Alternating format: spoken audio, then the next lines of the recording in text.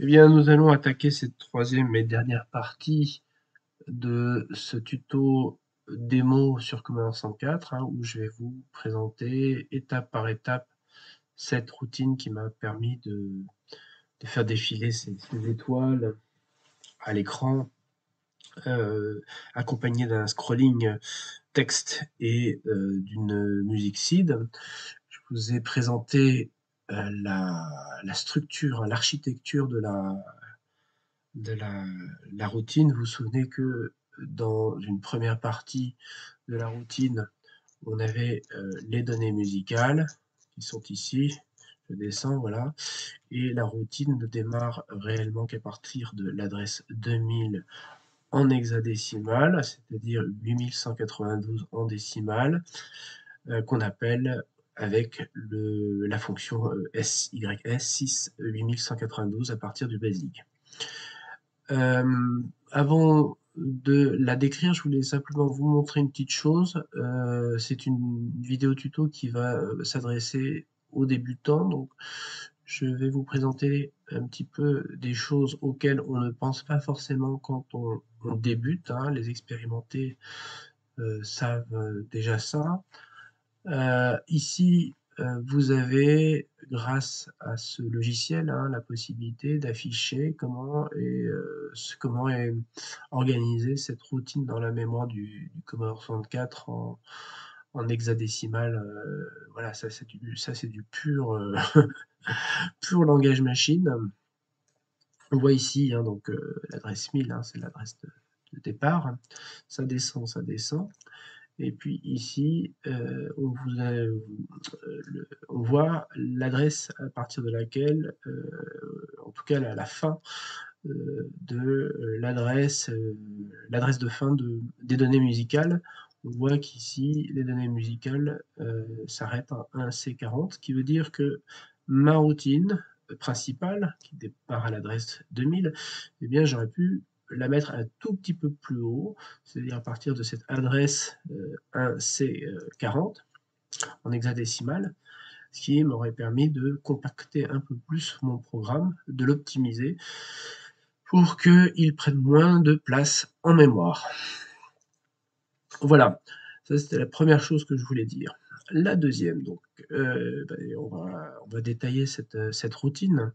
Ici, vous voyez que j'ai chargé la valeur 0, ça correspond, 0 correspond également au code couleur noir, et je l'ai placé dans les registres D020 et 21 du Commodore 64. Ces registres contrôlent la couleur de bordure et de fond d'écran, 53 281 ou 53 280.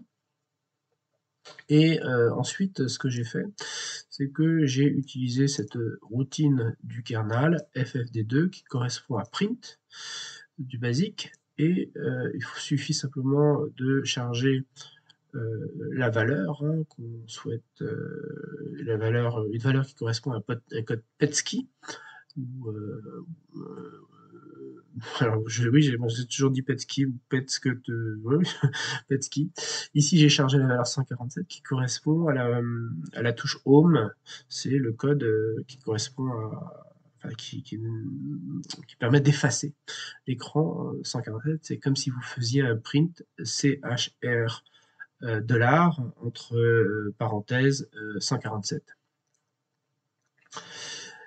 Ensuite, la routine se charge ici de modifier, en tout cas de préparer les différentes interruptions qui me sont nécessaires dans cette routine. D'abord, l'interruption va servir à gérer la lecture du fichier musical, des données musicales. Mais j'ai également utilisé des interruptions pour le mouvement des sprites. Vous verrez ça un peu plus tard. C'est pour accélérer, pour que ne pas perdre trop de temps dans le mouvement des sprites. Vous allez comprendre plus tard comment et pourquoi j'ai fait ça. Donc on commence par, pour préparer les interruptions, qu'est-ce qu'on fait? on commence déjà par désactiver les interruptions propres au processeur 6502 grâce à cette instruction SEI. Et puis ensuite, on va placer l'octet de poids fort et l'octet de poids faible de l'adresse de la routine de gestion des interruptions que nous avons préparée. Elle est comment dire, sous une ligne, hein, un label que j'ai dénommé IRQ, qui est situé un peu plus bas ici. On va vous le retrouver. IRQ, je l'ai peut-être dépassé, oui c'est ça, il est là. Elle est là, ma routine de gestion des interruptions démarre ici. Voilà. Donc je charge l'octet de poids fort et l'octet de poids faible et je les place aux adresses 314 et 315, hein, 0, si on veut être encore plus précis, 0314 et 0315 en hexadécimal. C'est l'adresse du vecteur, hein, qui indique lui-même l'adresse, enfin c'est un vecteur qui indique l'adresse où se trouve la routine de gestion des interruptions au basique et au kernel. Si vous désactivez le basique, la ROM, hein, la ROM basique et le ROM kernel, il faut à ce moment-là utiliser un autre vecteur qui est situé aux adresses 4 fois F, hein, en hexadécimal F, F, F, F, et F, F, F, E. Alors, ici, j'ai choisi la simplicité, j'ai choisi de conserver ma ROM basique et ma ROM, enfin, plus exactement les routines, hein, de la ROM basique et les routines de la ROM kernel. Donc, j'utilise ce vecteur-là. Et puis ensuite, qu'est-ce que j'ai fait? J'ai fait des modifications dans ces trois registres. Ici, le registre D012, c'est le registre qui permet de contrôler la ligne, hein, à partir de laquelle le faisceau raster va provoquer une interruption. Le registre D011, le 7e bit, enfin pardon, le 8e bit, le bit 7, hein, du registre D011 correspond en quelque sorte au 8e bit du registre D012. Il va contrôler la ligne de faisceau de balayage, la ligne de faisceau balayage, la ligne du faisceau de balayage à partir de la ligne 256, entre 256 et 312, je crois, je sais plus, hein, c'est un petit peu plus de 310. Ici, donc, ce qui nous intéresse, c'est le bit 7, et ici, c'est les bits 0 à 7 qui nous intéressent ici. Alors, qu'est-ce que j'ai fait? J'ai placé dans le registre D011 cette valeur, hein. Cette valeur, c'est la valeur par défaut. C'est pas nécessaire de le faire, je l'ai rappelé. Et ce qui est important ici, surtout, c'est la valeur que j'attribue au bit 7. Vous voyez, c'est 0, parce que je veux contrôler une ligne. Je veux que mon interruption soit provoquée, l'interruption propre au faisceau raster soit provoquée lorsque le faisceau raster est en dessous de 256, hein, et je précise ici, en chargeant le registre X de la valeur 0 et en le plaçant dans le registre D012, je précise ici que je veux que mon interruption provoquée par le faisceau raster s'opère dès la ligne 0, en fait. Je vous invite à regarder mes tutos sur le faisceau raster, si c'est un petit peu abstrait pour vous, tout ceci, mais c'est vrai que les explications que je vais vous donner supposent quelques prérequis, et donc si vous voulez en savoir un peu plus sur le fonctionnement du faisceau raster et les interruptions qu'on peut provoquer lorsqu'il atteint telle ou telle ligne, eh bien, je vous invite à regarder ces vidéos. Alors, l'autre registre que je vais modifier, c'est le registre DC0D, qui est le registre de contrôle de la puce CIA. Il contrôle notamment le timer, hein, l'horloge, qui elle-même provoque des interruptions. À partir d'un certain nombre de microsecondes écoulées, eh bien, elle provoque des interruptions. Qu'est-ce que j'ai fait ici? Bah, j'ai tout simplement placé cette valeur, elle est là, voilà. Ici, cette f. Cette f en binaire, ça correspond avec, c'est une, vous voyez qu'en binaire, tous les bits sont activés, sauf le, qu'est-ce qu'il a fait? Sauf le bit 7. Et quand le bit 7 est désactivé, eh bien, ça provoque la désactivation de ce, comment dire, de ces désinterruptions de la puce CIA. Et puis ensuite, j'ai placé la valeur 1 dans le registre D01A. Ça permet d'activer les interruptions propres au faisceau raster. Parfois, il est recommandé de placer cette valeur également dans le registre D019 qui valide les interruptions raster. Ça peut planter sur certaines instructions. Ici, ça fonctionne sans, donc pas nécessaire. Et puis ensuite, j'ai fait un appel à l'adresse 1000, qui est l'adresse d'initialisation de ma musique SID, mais je reviendrai un peu plus tard sur la musique SID. Sachez simplement qu'il est préférable de mettre la valeur 0 charger l'accumulateur, hein, avec la valeur 0 avant d'appeler l'initialisation de la musique. Et puis je réactive ici mes interruptions propres au processeur 6502-6510.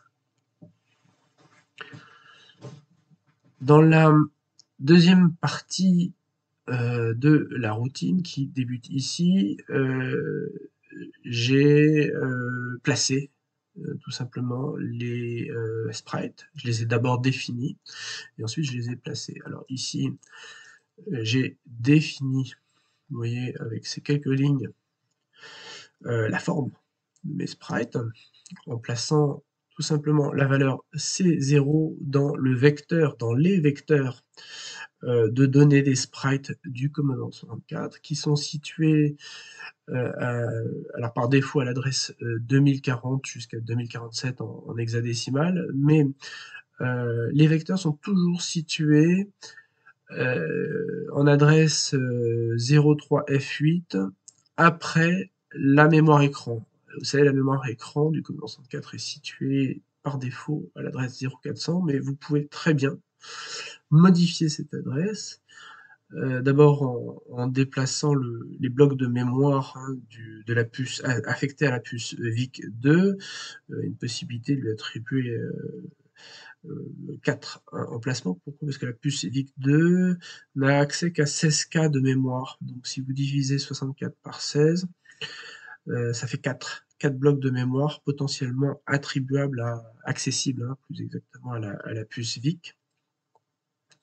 Et après, au sein de ces blocs de mémoire, vous pouvez définir ce qu'on appelle la mémoire écran, qu'on oppose à la mémoire couleur. Alors, c'est pas un cours sur la mémoire écran, il y aurait beaucoup de choses à dire sur la mémoire écran qui peut devenir une sorte de mémoire couleur en haute définition, enfin quand on utilise le mode bitmap, mais en mode texte, la mémoire écran, ça correspond tout simplement aux endroits où sont, c'est les adresses où sont situés les caractères, hein, que vous voyez à l'écran, affichés à l'écran en mode texte.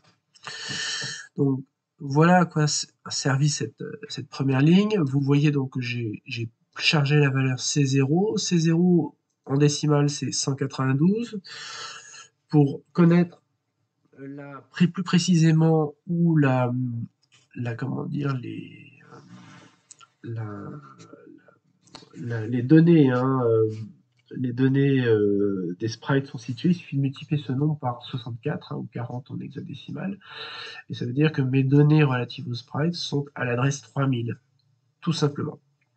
Alors 3000, à partir du bloc de mémoire attribué à la puce VIC. Hein. Ici, la puce VIC est comment dire, le bloc de mémoire attribué, donc plus exactement accessible, hein, la puce VIC, commence en 0, donc c'est 3000.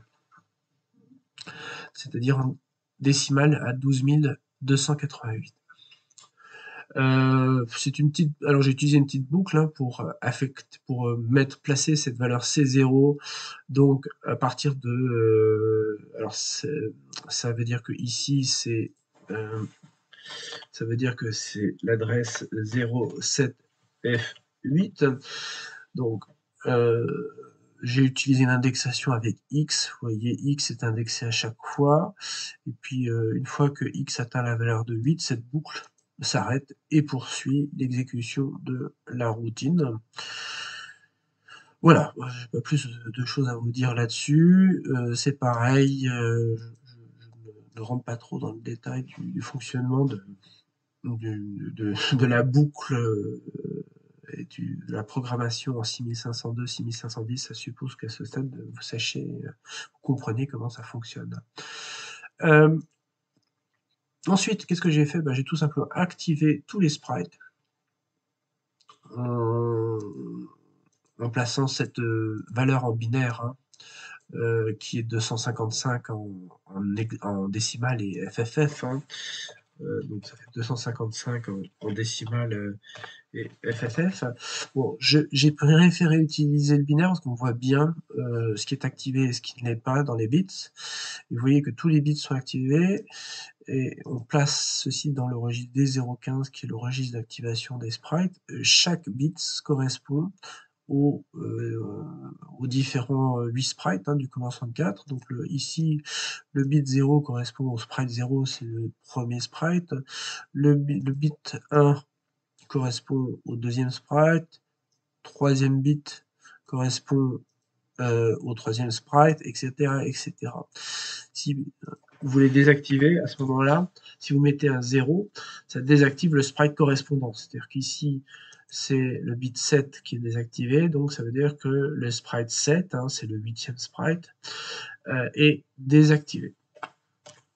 Bon, assez simple. Ensuite, qu'est-ce que j'ai fait? J'ai tout simplement placé des valeurs dans les différents registres qui concernent les positions X des différents sprites. Hein. Je les ai séparés de 24 pixels, vous voyez, j'ai commencé à placer à partir de l'adresse 72 jusqu'à 240. Ici, vous avez le registre D000, qui est le registre qui contrôle la position X du premier sprite. Celle-ci D002, il contrôle la position X du deuxième sprite, etc., etc. Pareil, hein, je ne vais pas rentrer dans le détail de ces différents registres. Je ferai un tuto plus général sur les sprites, pour ceux que ça intéresse. Et puis ensuite, vous savez ou vous ne savez pas, mais les positions en X, donc à l'horizontale hein, des différents sprites, peuvent aller au-delà de la valeur de 255. Hein. Dans un système Ubits, on est malheureusement bloqué par ces 256 valeurs qui vont de 0 à 255. Donc pour contrôler une position en X d'un sprite au-delà de 255, eh bien, il existe un registre spécial ici, à l'adresse D010, qui permet de contrôler donc, ces valeurs entre 256 et je ne sais plus exactement combien, mais au moins c'est au-delà de 320 puisque 320 ça correspond à la position en fond d'écran et les sprites vont quand même dans la bordure, mais on les voit plus à ce moment-là, enfin, sauf si on ouvre la bordure bien entendu. Donc si vous voulez placer vos sprites au-delà de la valeur 255, il faut à ce moment-là activer le bit correspondant au sprite, hein, c'est-à-dire que le bit 7 c'est le sprite numéro 7, hein, le 8e sprite. Et si vous voulez activer par exemple le premier sprite, hein, c'est le sprite 0, bien à ce moment-là il faut activer le bit 0. Voilà pour voilà, enfin si vous voulez positionner vos sprites au-delà de cette position de 255 et vous ajoutez ensuite la valeur qui est attribuée dans l'autre registre de contrôle en position X. Pareil, hein, je reviendrai dans une autre démo pardon, dans un autre tuto sur les sprites, les positions.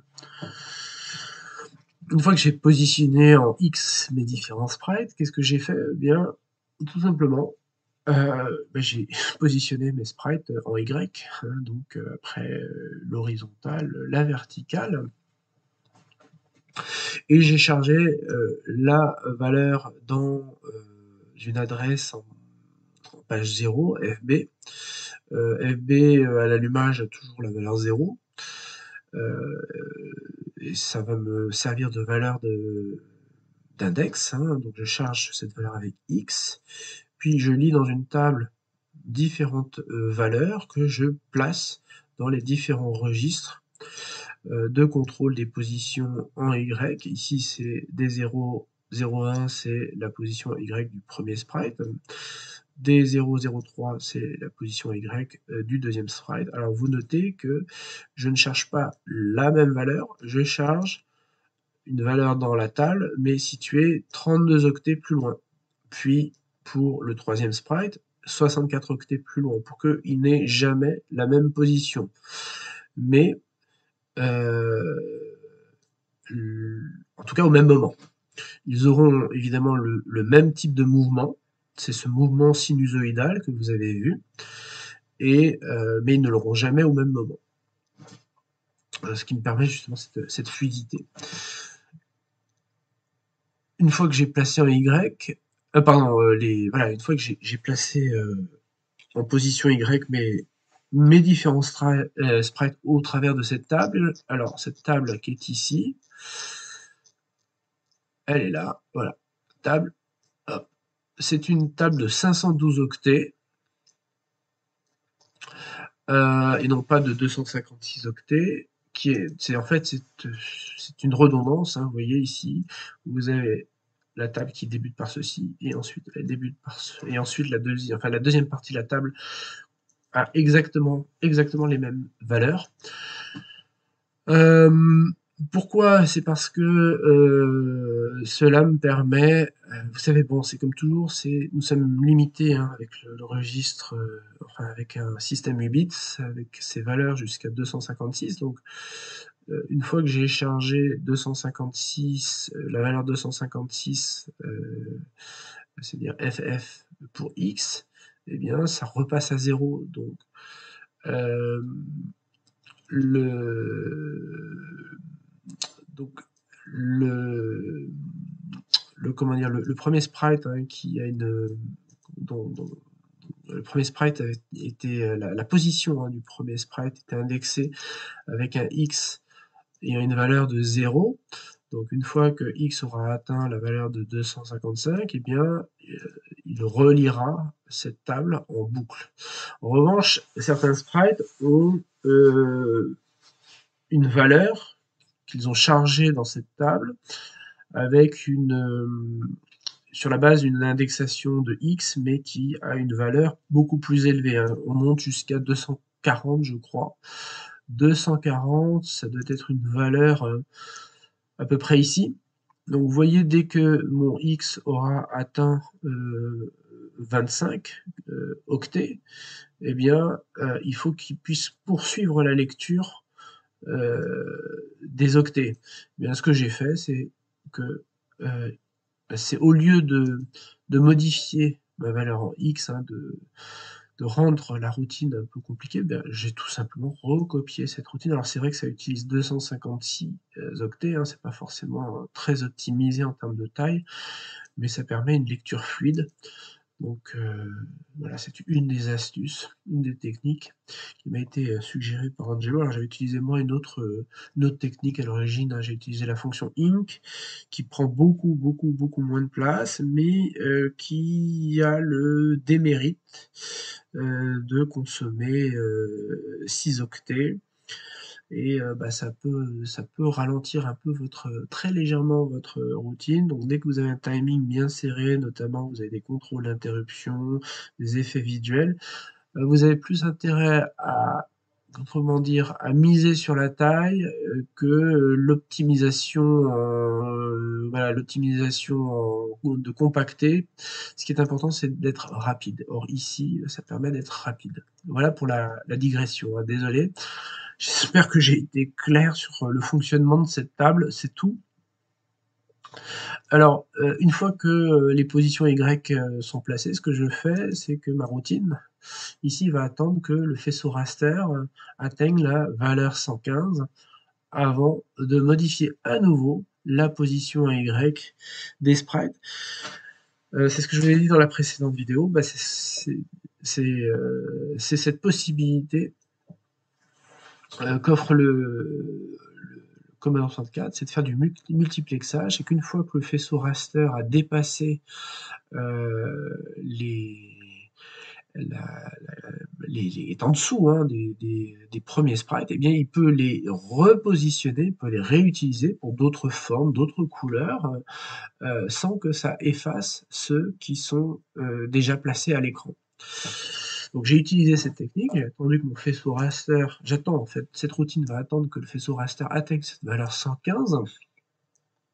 115, vous voyez, c'est, je prends, ici mes dernières valeurs, c'est 113. Donc quand ma routine se poursuit ici, je remonte, quand ma routine se poursuit ici, mes sprites ont été placés, le faisceau raster les a balayés, et je peux à ce moment-là les réutiliser en modifiant ce que j'ai envie de modifier. Et ici, c'est la position, tout simplement. J'aurais pu modifier la couleur, j'aurais pu modifier la forme. Bon, j'ai choisi de ne pas faire quelque chose de trop sophistiqué. Je suis un peu fainéant. Et donc là, ce qui s'est passé, c'est que je les réutilise, mais en utilisant une autre table pour les positionner en Y. C'est une table 2 qui est équivalente à la précédente, hein, mais c'est une équivalente, mais avec des valeurs différentes, évidemment. Ce qui me permet d'avoir, vous vous souvenez dans cette vidéo, le sprite du dessus et du dessous ont des mouvements qui se coordonnent quand l'un est tout en haut, l'autre est tout en bas, et quand l'un est à peu près au milieu de l'écran, l'autre est aussi au milieu de l'écran. Vous avez ces mouvements en sinusoïdal qui se répondent, hein. Donc j'ai placé ici dans cette table des valeurs correspondantes pour que on ait des valeurs qui se répondent. Alors, je vais vous montrer tout de suite le logiciel que j'ai utilisé pour mettre les valeurs dans cette table. C'est le plus important. C'est un logiciel ici, il est là. Il s'appelle Sinus Creator par The Gang. Je vous mettrai en bas de page où le charger. Ici, il suffit simplement d'indiquer dans ce logiciel le nombre d'octets pour définir hein, le mouvement sinusoïdal. Et ensuite, ce que vous faites, vous indiquez la valeur minimum. Donc, moi, en fait, ça va être la valeur en Y. Hein. Moi, j'ai voulu une valeur minimum. Je regarde ici, j'avais mis combien comme valeur? C'est 92 ou 80. Non, je suis descendu un peu plus bas. 77, 70, 70 le plus bas. Bon, je sais plus. J'ai dû mettre 70 et je suis monté à 113, je crois. Voilà. Alors, est-ce que c'était 70 ou 69? Je sais plus. Bon, c'est pas tout à fait ça. Est-ce que c'était euh, euh, ou alors 114, 67? Attendez. J'essaie de retrouver ce que j'avais mis comme valeur, tout simplement. Bah voilà, ça doit être ça. J'ai dû mettre 70, 114, tout simplement, comme valeur. J'ai indiqué ici le nombre d'octets hein, que je voulais pour définir mon mouvement. Et ici, ce que vous pouvez faire, output, c'est mettre en binaire les valeurs. Voilà. Donc vous n'avez plus qu'à recopier ici les valeurs. Donc ici, vous choisissez si vous voulez une fonction, si vous voulez un mouvement sinusoïdal, cosinusoïdal ou en carré. Et pour la table numéro 2, ce que j'ai fait pour que les deux fonctions, comment dire, les deux mouvements sinusoïdaux se répondent, eh bien j'ai utilisé cette fois-ci l'inverse, c'est-à-dire le cosinus, et j'ai placé les valeurs en Y, hein, à partir desquelles je voulais que le mouvement intervienne. Donc j'ai choisi, je crois, c'était 133, la plus faible des valeurs, 133, et j'ai utilisé un mouvement, alors ici vous vous souvenez, voilà, j'ai mis 70, 70 plus 30, ça fait 44. Donc ce qui était important, c'est d'avoir exactement un différentiel équivalent de 44, hein, 70 à 114, ça fait un différentiel de 44. Donc ici, j'ai fait 133 et j'ai rajouté 44, donc ça fait 147. Non, vraiment, je suis pas bon moi. Donc ça fait 177. Et donc j'obtiens mes valeurs maximales et minimales ici, vous voyez. Et important, c'est de choisir en cosinus. Donc j'ai fait un copier-coller de cette table. Et ces tables, je les ai reproduites 2 fois. Voilà, elles sont là. C'est facile, hein, d'accord. En tout cas, j'espère que j'ai été clair. Ensuite, donc une fois qu'on a positionné les sprites une deuxième fois sur l'écran, dans une autre position en Y, hein, située, vous vous souvenez, à partir de 133. Alors 133, pourquoi? Parce que ça fait 133, c'est parce qu'on est à plus de 21 en fait. Vous savez, les sprites font que 21 pixels et je voulais m'assurer qu'il n'y ait pas de, de, que l'effet visuel fonctionne à peu près correctement, la routine ait le temps de s'exécuter sans qu'il y ait des enchevêtrements, parce que vous pouvez avoir, quand vous avez des enchevêtrements de sprites, bah, ils n'apparaissent pas clairement, ils scintillent. Ce que je vous invite à faire, c'est justement de placer des valeurs, de vous amuser, de tester, voir dans quel cas ça marche pas. Mais de toute façon, c'est pareil, je ferai un cours sur les sprites et le multiplexage. Ici, sans l'avoir fait, vous avez déjà le principe de fonctionnement du multiplexage. Une fois que j'ai placé les valeurs en Y dans les différents registres qui contrôlent les positions Y des sprites, qu'est-ce que j'ai fait? J'ai tout simplement incrémenté une valeur en X que j'ai placée dans mon registre à l'adresse FB, hein, qui est en page 0. Un petit mot sur cette page 0, je ne pense pas l'avoir dit, c'est que quand vous lisez des données et vous écrivez des données en page 0, ça prend beaucoup moins de cycles que dans les adresses au-delà de la page 0. Donc si vous pouvez utiliser des adresses en page 0, faites-le au maximum, ça optimise sensiblement le fonctionnement enfin en tout cas la rapidité de votre routine. Et puis ensuite, qu'est-ce que j'ai fait dans cette routine? J'ai tout simplement attendu que le faisceau raster soit arrivé à une certaine position. Ici, j'ai attendu que le faisceau raster ait en tout cas la position indiquée par le faisceau raster contrôlé par le registre des 0,12. Cette valeur ne soit pas négative, hein, avec un BMI. Ça veut dire quoi? Vous savez que les valeurs 8 bits sont réputées négatives, hein, si le bit 7 est activé, c'est-à-dire que si elles ont une valeur supérieure à 128. Donc si mon faisceau raster est compris entre 128 et 255, cette routine tourne en boucle. Ça permet de m'assurer que mes sprites, ici, sont correctement affichés avant de faire des modifications. Voilà. Et puis ensuite, qu'est-ce qui se passe? Je vais utiliser le registre. Alors ici, c'est la partie. Cette partie ici, c'est la partie qui contrôle le scrolling. On a terminé avec les sprites, c'est le scrolling de texte, la partie du scrolling texte qui commence ici. j'aurais dû je vais dire ça, c'est un petit peu plus lisible. Bon, je suis désolé, il y a marqué scrolling, mais j'ai indiqué ici pour que vous voyez bien que la partie de la routine qu'on va décrire ici concerne le scrolling texte. Enfin, elle est partagée, plus exactement. Vous allez comprendre pourquoi. Je vais utiliser ici l'adresse FC, une autre adresse en page 0, comme un compteur de scrolling, c'est-à-dire que le scrolling cette routine qui permet le contrôle du scrolling ne va être exécutée que si la valeur qui est en FC est égale à 0 uniquement. Tant que cette valeur n'est pas égale à 0, et bien à ce moment-là, ma routine, c'est ma routine, la routine, en tout cas la partie de la routine relative au mouvement des sprites s'exécute à nouveau.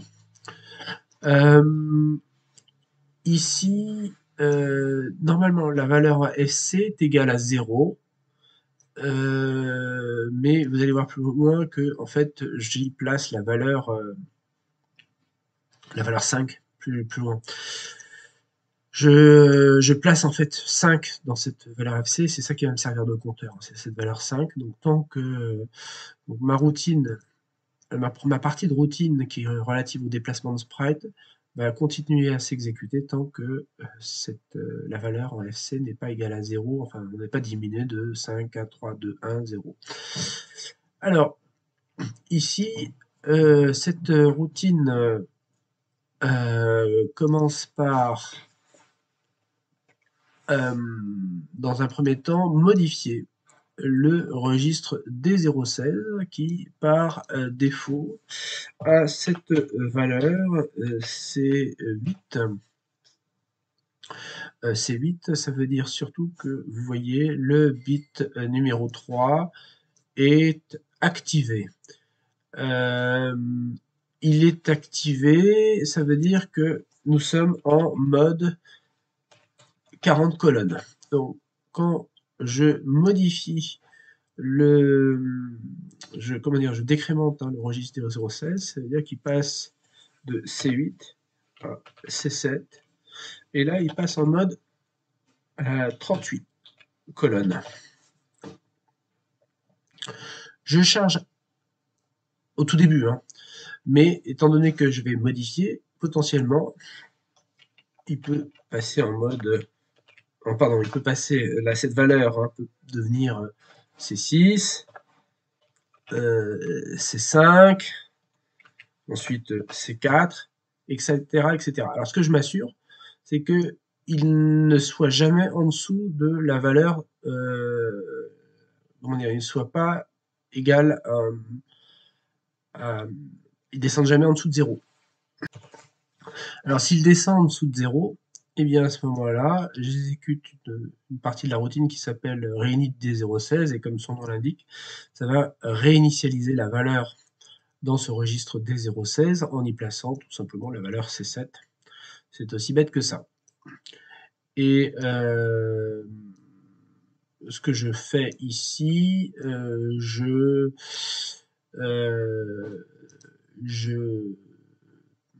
donc tant que la valeur, donc c'est une fois que la valeur est arrivée comment dire, à C0, la suite de la routine va s'exécuter, c'était la routine de scrolling du texte, à en parler, et sinon, ça va aller vers la ligne raster 255, qui est un peu plus bas, elle est là. Elle va contrôler ici la position du faisceau raster, mais j'y reviendrai un peu plus tard. Je vous expliquerai ce qui se passe ici. Voilà, j'attends que le faisceau raster ait atteint une certaine valeur pour réexécuter la partie de la routine propre aux positions en Y.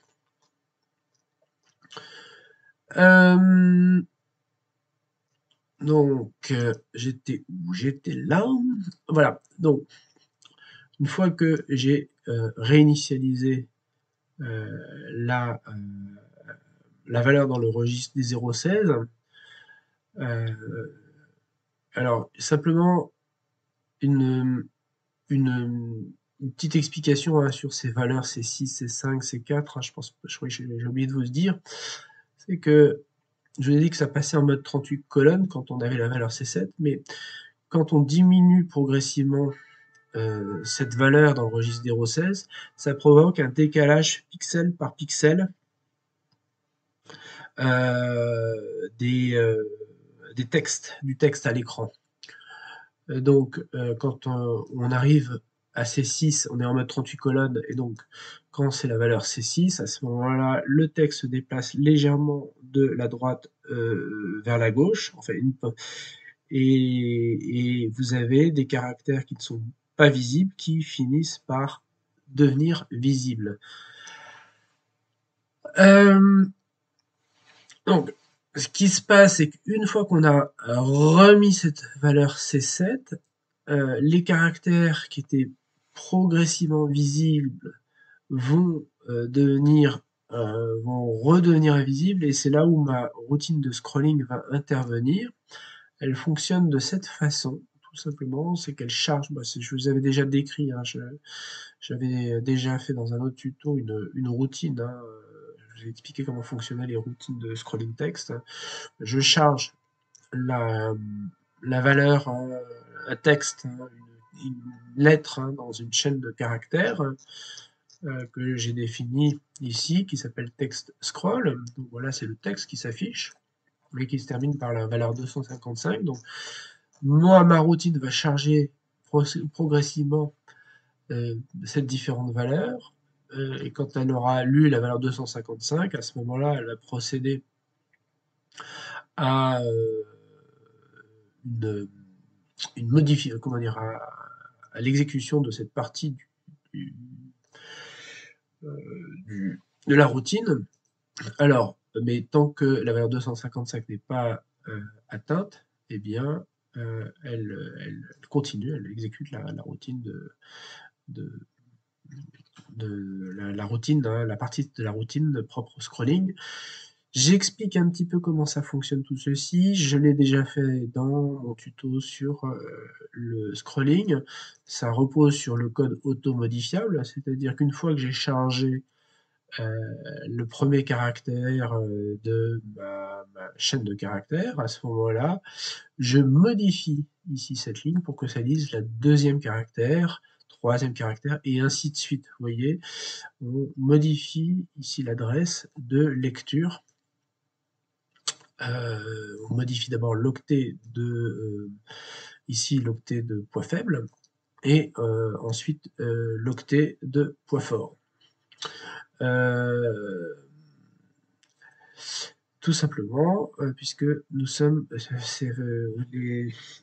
comment dire, les adresses hein, dans la mémoire hein, du Commodore 64 et dans les ordinateurs dotés d'un processeur 6502 sont placés selon l'ordre Little Endian, c'est-à-dire que vous avez d'abord l'octet de poids faible et ensuite l'octet de poids fort. Donc ici, grâce à cette, ma routine modifie l'adresse, hein, l'octet de poids faible de l'adresse de lecture du caractère, et si on arrive à 0, et bien à ce moment-là, on modifie l'adresse, l'octet de poids fort hein, de l'adresse de lecture. Et ce BNE adresse va permettre d'exécuter la suite de la routine tant que, cette modification de l'octet de poids faible n'entraîne pas une remise à 0 du compteur, en quelque sorte. Et cette partie du code n'est exécutée que si la valeur 255 est lue, c'est-à-dire on est arrivé à la fin de la chaîne de caractères, à ce moment-là, mon programme modifie à nouveau l'adresse de lecture pour placer les valeurs d'origine, tout simplement. Donc on charge l'octet de poids faible. On le place à l'octet de poids faible hein, de l'adresse de lecture. Et on charge l'octet de poids fort de text scroll. Donc c'est l'adresse qui correspond à l'adresse de la chaîne de caractères. Et on le place dans l'octet de poids fort de l'adresse lue ici. Voilà, j'espère que c'est à peu près clair. Pareil, je vous renvoie au tuto sur le scrolling si vous souhaitez en savoir un peu plus. Bien, une fois que cette opération est réalisée, nous plaçons le caractère lu à l'adresse 1984 plus 38. Donc c'est la 38e, comment dire, c'est un caractère dissimulé en fait, hein, en principe, puisque vous avez que 38 colonnes. Donc le caractère visible est situé en 1984 plus 37. Et ensuite, qu'est-ce que j'utilise? J'utilise les registres X et Y comme des index. Y va me servir pour les deux d'ailleurs vont me servir. Simplement, je vais charger, en fait, ici, dans cette partie de la routine, je vais charger le caractère situé à une adresse le plus à droite pour le placer à l'adresse immédiatement à gauche. Et je vais utiliser Y pour cela. Donc, et l'indexer jusqu'à 39. Et également, je vais utiliser le registre Y pour la mémoire couleur, mais au préalable, je vais charger dans une table que j'ai appelée couleur les différents codes couleurs que je souhaite appliquer. Je vais vous les montrer, ils sont ici. J'ai tout simplement mis ces codes couleurs 02, 02, 02, 02. Ça correspond, les 4 premiers caractères sont rouges, et ici, le dernier caractère est blanc. Donc, qu'est-ce que ça donne dans ma routine? Je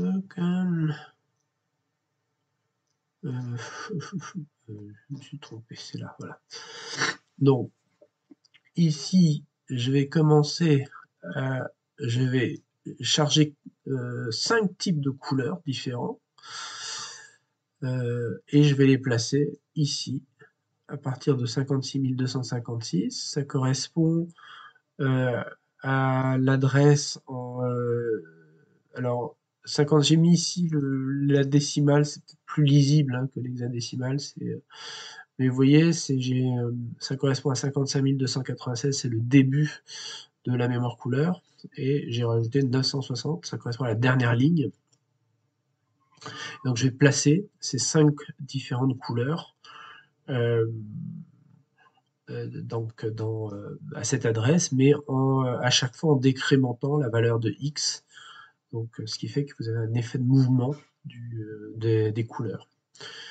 Et donc j'opère cette modification de la couleur tant que X est positif, c'est-à-dire que il atteint, ça va opérer donc la modification tant que X vaut 4, 3, 2, 1 et 0, et quand il retombe à la valeur FF, hein, 255 à ce moment-là, je réinitialise la valeur de X et j'augmente la valeur de Y jusqu'à ce qu'on ait atteint la valeur de 39. Ça correspond aux 39 caractères affichables, hein, en tout cas les 39 caractères qui sont utilisés sur l'écran. Et la routine tourne en boucle. Ici, tant que les 39 caractères sur l'écran, donc il y en a 38 qui sont visibles, le 39e est invisible. Et voilà, tout simplement. Ensuite, qu'est-ce qui se passe? La routine se termine par ici elle attend en quelque sorte, c'est une boucle d'attente. Donc tant que le registre D011, qui est dont le bit 7 hein, sert à contrôler le faisceau raster lorsqu'il est en position supérieure à 255, hein, plus exactement entre 255 et 312.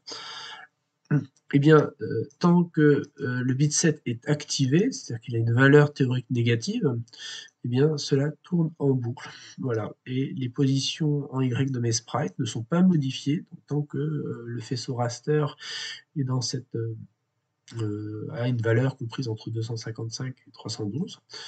Et une fois que nous ne sommes plus, nous sommes en valeur positive, eh bien à ce moment-là, la partie de la routine qui modifie les positions Y des sprites peut être modifiée. Alors c'était fastidieux, c'était long. J'espère que j'ai été assez clair simplement.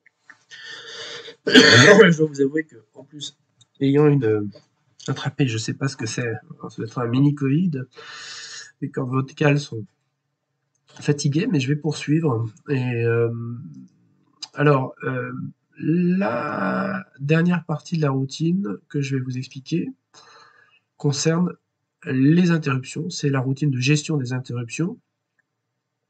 Et la première chose qu'elle va faire, c'est appeler l'adresse de lecture de la musique seed avec ce jump subroutine JSR 1003. Alors, ça m'oblige un petit peu à vous faire comment dire, un cours, un mini cours, un très léger cours sur les musiques seed. Hein. C'est pareil, je vous renvoie au tuto. Alors, alors, alors, il faut aller simplement sur un site pour que je vous explique ici. Donc, je vais alors, vous avez ce site hein, HVSC qui propose des tas de musiques sites que vous pouvez utiliser hein, dans vos propres démos. Moi, je vais utiliser celle-ci. Et vous voyez que le fichier seed a trois adresses importantes. L'adresse de chargement, l'adresse d'initialisation et l'adresse de lecture. Donc, dans le programme ici, nous exécutons l'adresse de lecture par ce 1003. Les fichiers seed, très rapidement, c'est pareil, je vous renvoie ce tuto hein, que j'ai fait sur les fichiers seed, mais très rapidement, les fichiers seed comportent un en-tête où vous sont indiquées ces différentes valeurs qui sont essentielles. En fait, ça fonctionne comme ceci. Hop, import. Binary. Hop. Votre fichier seed, quand vous l'avez téléchargé, alors bureau, hop, il est où? Il est là. Il est là. Il est là. C'est un. Ça ressemble à ça. Voilà. Ça ressemble à pas grand chose. C'est pas très lisible. Sauf si on sait comment ça se passe. Le début d'un fichier seed comporte ce qu'on appelle un en-tête. Et les données musicales sont situées dans la deuxième partie du fichier, en fait, dans cette partie-là. Alors, comment s'y retrouver? C'est pareil, dans mon tuto, je vous explique ce qu'il y a, mais vous avez ici des adresses stratégiques qui vous sont données et qu'il faut savoir lire et interpréter. Alors, si vous avez fait attention, vous voyez, vous avez ici l'adresse 1000, 1003, et ensuite 1000. Alors, c'est parfois dans l'ordre Little Indian, parfois dans l'ordre Big Indian. Ils n'ont pas fait les choses simplement. Mais bon, de toute façon, quand vous téléchargez les fichiers hein, sur ce site, vous n'avez pas besoin de décrypter l'entête. Les éléments vous sont donnés là-dedans. Si vraiment vous avez envie de comprendre comment fonctionne un en-tête de fichiers seed, je vous renvoie ma vidéo, mon tuto hein, sur les fichiers seed. Alors, si je reviens sur... Oups, c'est pas le bon. Si je reviens sur le fichier SID, l'adresse 1000 en fait est tout simplement, vous la voyez, elle est là, et bon, j'y vais rapidement, vos données musicales sont là. Donc ce qu'il suffit de faire, c'est de faire un copier-coller des données musicales, CTRL-C, CTRL-V dans votre fichier, et de placer dans votre programme CBM Studio, de faire un CTRL-V à partir de l'adresse de chargement, hein, ici c'est 1000, que vous aurez indiqué là, tout simplement. Une fois que vous avez collé vos données, il est là. Il n'y a plus qu'à le gérer. Et le gérer, c'est, vous vous souvenez, il faut d'abord initialiser la musique en utilisant l'adresse qui figure dans l'entête ou celle que vous aurez récupérée. Ici, l'initialisation est indiquée là. Et puis ensuite, dans le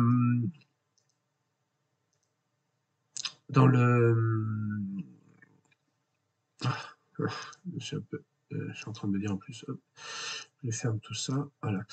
Et après, dans la routine de gestion des interruptions, qui est là, eh bien, il faut simplement commencer par appeler l'adresse de lecture de la musique ici. Voilà, c'est tout ce que j'ai fait. J'ai pas plus que aussi simple que ça. Alors, cette routine de gestion des interruptions va également se charger de modifier la position en X de mes sprites pour que ça s'opère très rapidement, le plus rapidement possible. Comment j'ai fait? Eh bien, tout simplement, j'ai incrémenté les registres de contrôle des positions X des sprites. Parfois, j'ai incrémenté de 2 fois. Parfois, j'ai incrémenté d'une seule fois. Donc, pour les sprites au numéro, comment dire, impair, pair, pardon, j'ai augmenté de 2 fois la position X, et pour les sprites pairs, de numéro pair, donc le sprite 0, j'ai augmenté 2 fois, le sprite 1, j'ai augmenté que d'une seule fois sa position X, ce qui fait cet effet de mouvement plus rapide pour certains sprites et pas d'autres. Donc j'ai utilisé la fonction ink. J'aurais pu utiliser une table également, ça aurait été plus rapide, mais la table aurait consommé davantage d'octets. Bon, c'est vrai que j'ai tendance à bien aimer, j'aime bien quand les programmes sont compacts, sont serrés, mais c'est pas toujours, ça permet pas d'aller toujours très très vite.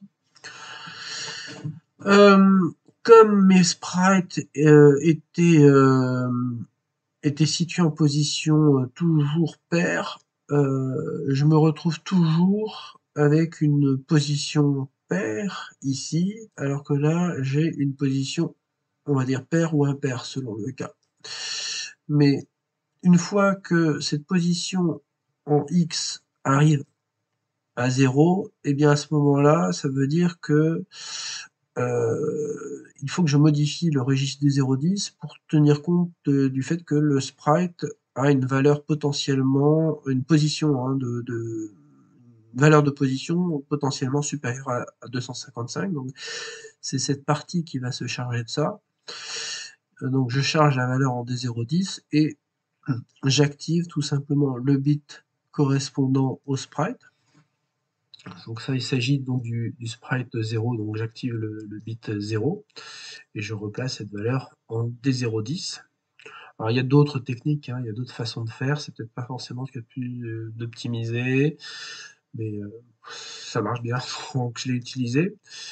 Et sinon, si cette valeur en D00 est supérieure à 0, donc n'est pas arrivé à 0, à ce moment-là, ça continue directement la routine, ça augmente la valeur du registre de la position X du sprite suivant. Et c'est la même chose. Donc, si ce registre est arrivé à une valeur de 0, à ce moment-là, potentiellement, ça veut dire que mon sprite a une position X supérieure à 255, et à ce moment-là, il faut que j'active le bit correspondant dans le registre des 0,10, et je le fais grâce à cette à ceci.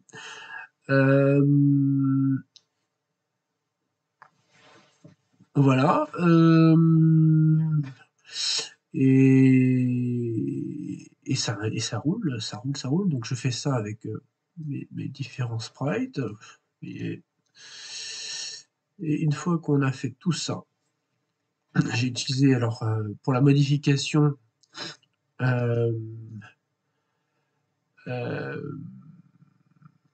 toc toc toc, que vous dire d'autre là-dessus?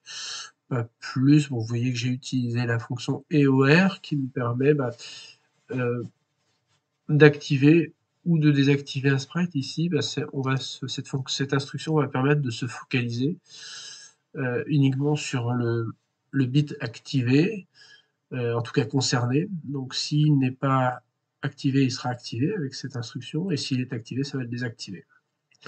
On appelle ça un OR exclusif.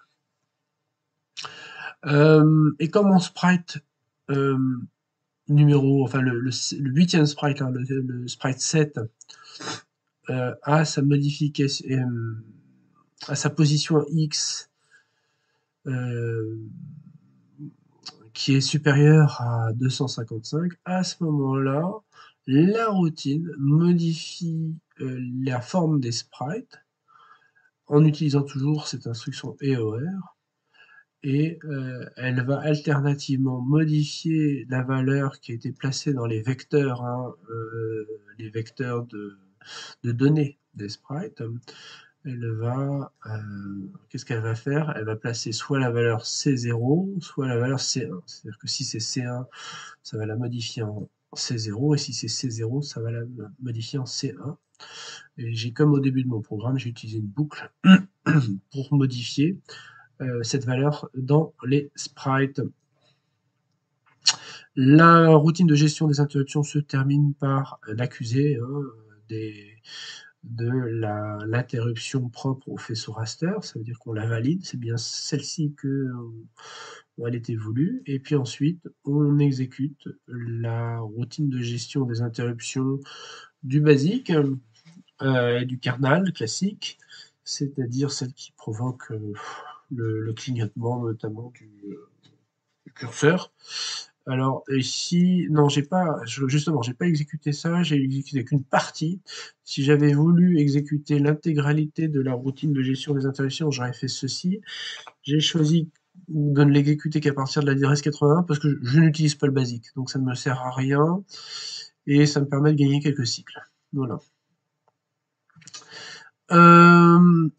C'est tout. Voilà, c'est tout, c'est tout. Un petit mot simplement sur les données des sprites, hein, qui sont situées, alors, vous vous souvenez, en 192 fois 64, hein, donc, ces données, bon, ça c'est les données de la grande étoile, et ça c'est les données de la petite étoile, avec cette particularité, c'est que entre les deux données, on place une valeur 0, hein, vous devez placer le byte 0. Si vous faites pas ça, ça fait moche. Ça marche pas. Je crois que c'est bon. Je fais le tour de la routine. On a, ouais, voilà. Bah, écoutez, j'ai pas plus de choses à vous dire sur cette routine. Tout ce qu'on peut faire maintenant, c'est la lancer.